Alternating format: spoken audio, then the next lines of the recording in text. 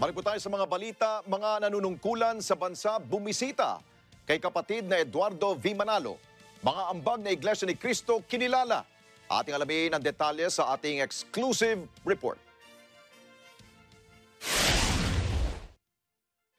Ang Iglesia ni Cristo sa pamamagitan ng pamamahala nito ay patuloy na nagtuturo sa mga miyembro na sumunod sa batas ng ating bansa at sa kahalagahan ng pagsunod sa gobyerno sa ikapamamalagi ng kapayapaan at kaayusan o peace and order ng ating bansa. Maging ang pagtataguyod ng mataas na moral values ng mga kaanib nito. Dahil dito malaki ang tiwala ng mga nanunungkulan sa ating pamalaan, maging ang mga nasa kapulisan sa kontribusyon ng Iglesia ni Cristo para sa kapakanan ng ating lipunan.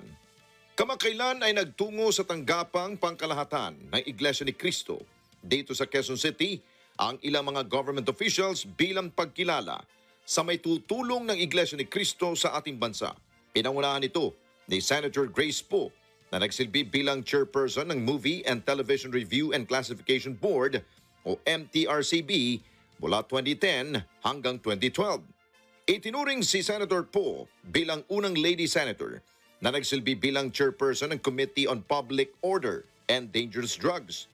Sa kanyang pagpunta sa tanggapan ng Iglesia ni Cristo ay personal niyang ipinaabot ang kanyang pasasalamat kay kapatid na Eduardo V. Manalo, Executive Minister ng Iglesia ni Cristo.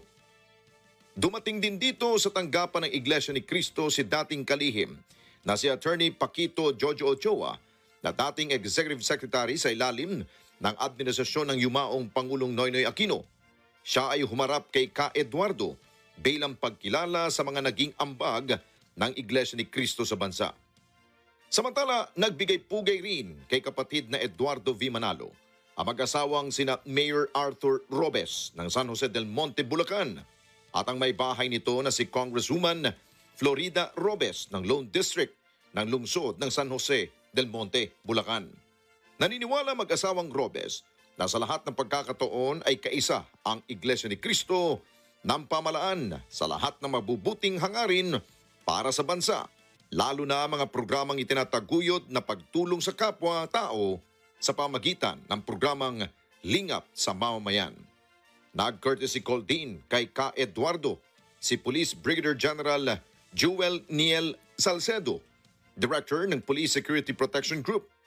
Ipinagpapasalamat ni General Salcedo ang malaking kontribusyon ng Iglesia ni Cristo para sa mapayapa at maayos na pamumuhay ng mamamayang Pilipino sa bansa.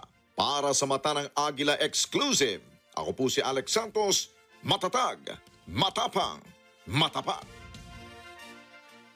Maraming salamat sa inyo pong pagsubaybay sa Mata ng Agila. Para malaman ang matatag, matapang at matapat na mga balita, i-follow lamang po at mag-subscribe sa @Net25 TV.